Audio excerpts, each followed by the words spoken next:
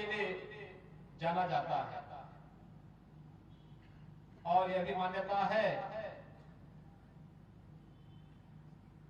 इस नगरी की स्थापना आज से 5000 वर्ष पहले हुई थी और उससे भी पहले महर्षि विश्वामित्र ने यहां साधना की थी और यहीं के बगल में विश्वामित्री नदी भी यहां पर बहती है, जो इसका प्रमाण प्रस्तुत करती है। भाइयों बहनों, महर्षि विश्वामित्र की पावन साधना स्थली और उनका जो राजपाट था वह भी उत्तर प्रदेश के वाराणसी के पास वर्तमान गाजीपुर ही है। इतनी प्राचीन परंपरा के आप सब वारिस हैं और गुजरात की धरती तो इस मायने में हम सब के लिए अत्यंत वर्णीय है। मथुरा वृंदावन में जन्मे कृष्ण कन्हैया इसी धराधाम पर आकर के द्वारिकाधीश हो गए और उत्तर प्रदेश के ही छपिया में जन्मे भगवान स्वामीनारायण गुजरात पधार करके दुनिया के लिए पूज्य हो गए। भाइयों बहनों, ये गुजरात की धरती का कमाल है। जब इस देश में व्यापक पैमाने पे मतांतरण हो रहा था, धर्मांतरण हो रहा था, जाने के रास्ते तो थे, आने के नहीं थे, तो गुजरात की धरती ने स्वामी दयानंद सरस्वती भी दिए थे। जब देश की आजादी में किम कर्तव्य विमूढ़ की स्थिति थी,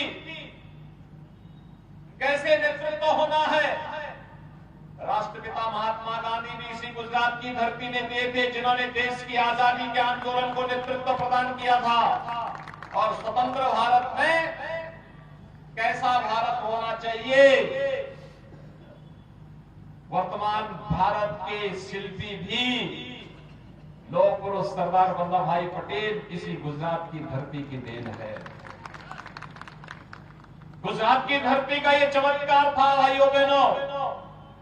जूनागढ़ और के नवाब और हैदराबाद के निजाम को भी घुटनों टेकने के लिए लौह पुरुष सरदार वल्लभ भाई पटेल ने उस कालखंड में एक ही स्वर में उन दोनों को भी भारतीय गणराज्य में मिलाने का कार्य किया था।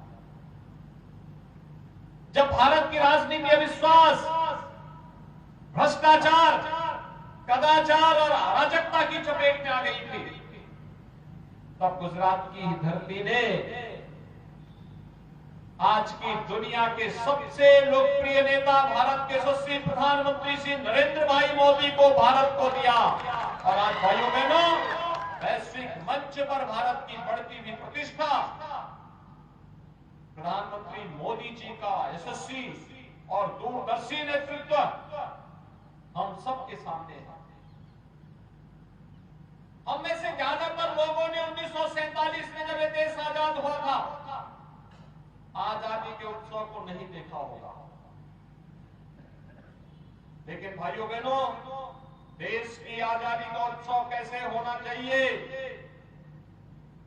आजादी के अमृत महोत्सव वर्ष को हर घर तिरंगा के माध्यम से हर भारतीय को जोड़ने वाले भारत के यशस्वी प्रधानमंत्री श्री नरेंद्र भाई मोदी के इस चमत्कारिक नेतृत्व को भारत ने भी और दुनिया ने भी माना है। इससे बड़ी गौरव की बात हम सबके लिए क्या हो सकती है भाइयों बहनों, कि जिस ब्रिटेन ने लगभग 200 वर्षों तक भारत पे शासन किया था, आज उस ब्रिटेन को पछाड़ करके भारत दुनिया की 5वीं बड़ी अर्थव्यवस्था बना है। आजादी के अमृत महोत्सव का इससे अच्छा उत्सव और क्या हो सकता है कि दुनिया के वे 20 बड़े देश जिनके पास दुनिया का 80% संसाधनों पर अधिकार है,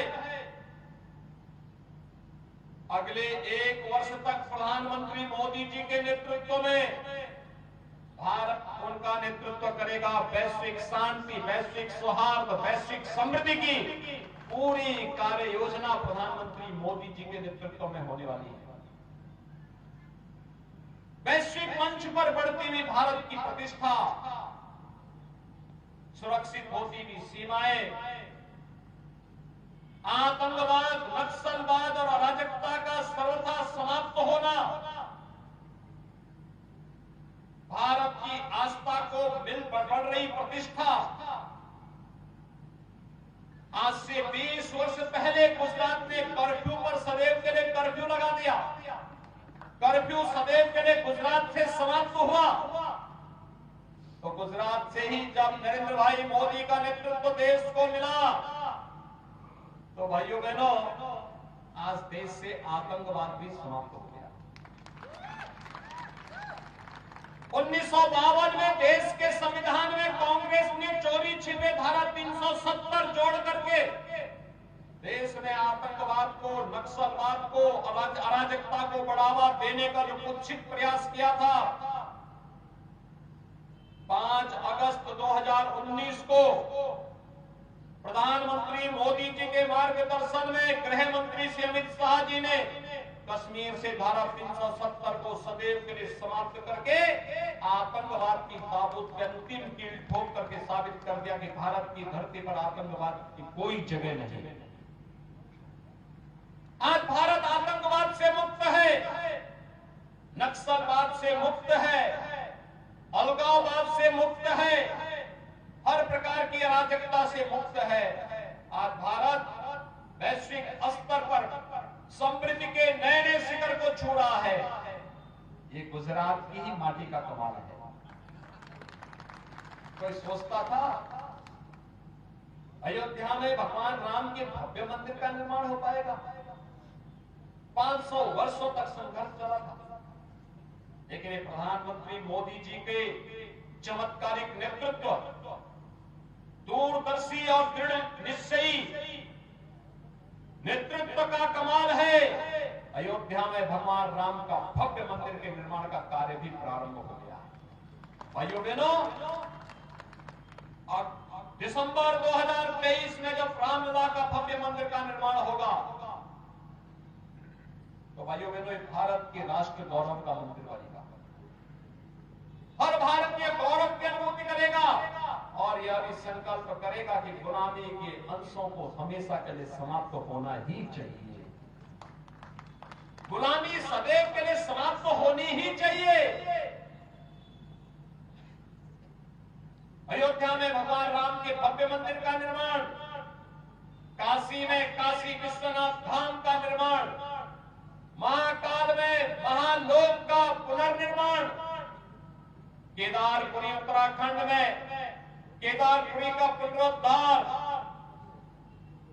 बद्रीनाथ धाम के सुंदरीकरण की महायोजना, और द्वारिका में भी तो हुआ है। द्वारिका धाम के पुनरुद्धार का कार्य, सुंदरीकरण का कार्य जिस भव्यता और दिव्यता को प्राप्त कर रहा है, सोमनाथ मंदिर जिस प्रकार की दिव्यता को प्राप्त कर रहा है, भाइयों बहनों, ये आस्था का भी सम्मान है। और जिन सूरवीरों ने इन आस्था के केंद्रों को सुरक्षित रखने के लिए अपने आप को बलिदान किया था, उनके प्रति कृतज्ञता का भाव भी प्रदर्शित करने का एक माध्यम है। भाइयों बहनों, मैं आपसे पूछना चाहता हूं, क्या अयोध्या में राम मंदिर का निर्माण कांग्रेस कर पाती? कांग्रेस कर पाती? कांग्रेस ने तो सोमनाथ मंदिर का पुनरुद्धार करने के लिए जब सरदार साहब आए थे, कांग्रेस ने विरोध किया था। जब मंदिर के लोकार्पण के कार्यक्रम में तत्कालीन राष्ट्रपति डॉक्टर राजेंद्र प्रसाद जी आ रहे थे, तब भी कांग्रेस नेतृत्व ने विरोध किया था।